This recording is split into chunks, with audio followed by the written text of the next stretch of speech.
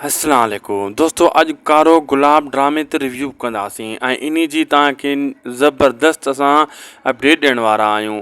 छा ही नओं ड्रामो आहे या पुराणो ड्रामो आहे, अॻिते इन में ॿिया अदाकार कहिड़ा ऐड थींदा, ऐं अॼु वरी हिकु नई अपडेट दोस्तो तव्हां सां मां शेयर करण वारो आहियां।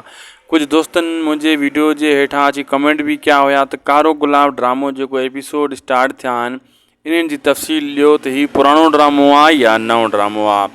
दोस्तों, अॼु तव्हांखे तफ़सील ॾियण खां पहिरियां नंढिड़ो अर्ज़ु कंदुसि, कुझु कमेंटनि बाद में उहे बि आख़िर में शामिलु कंदुसि, उन जो बि तव्हां इंतज़ारु कयो।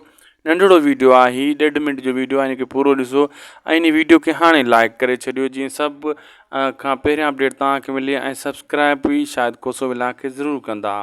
दोस्तों, तव्हांखे अपडेट ॾींदो हलां त कारो गुलाब ड्रामो पुराणो ड्रामो आहे, नओं ड्रामो न आहे।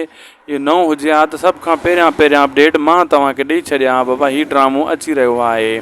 जीअं दिलि में तूं ड्रामो हलियो, यलगार ड्रामो असद कुरैशी जो हलियो, उहे ॿई पुराणा ड्रामा हुया, उन्हनि जी बि मां तव्हांखे अपडेट ॾिनी हुई त बाबा इहे पुराणा ड्रामा आहिनि। हीअ बि कम से कम 7 खां 8 साल पुराणो ड्रामो आहे, हीअ हाणे जो न आहे। हिन में ज़फ़र जिस्कानी अदाकार आहे, काफ़ी ॿिया अदाकार आहिनि, असमा भुट्टो बि आहे। तव्हां हिते ॾिसो न, असमा भुट्टो यंग लॻी पई आहे, हाणे असमा भुट्टो थुली थी वई आहे, हाणे शोबिज़ खे बि छॾे वई आहे।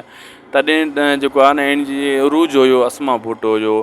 हे 2017 या 16 जे टाइम जो हीउ ड्रामो आहे, हीउ नओं ड्रामो न आहे दोस्तो, हीउ पुराणो ड्रामो आहे। इन ते जेको आहे न हुजे हा त असां सभु खां पहिरियां मां अपडेट तव्हांखे ॾेई छॾियां। लाइक कंदा ऐं सब्सक्राइब बि ज़रूरु कंदा दोस्तो, अपडेट ॾिसी करे शेयर बि कंदा। हीउ दोस्त फ़याज़ अब्बास कमेंट कयो हुयो, इन जूं वॾियूं महिरबानियूं।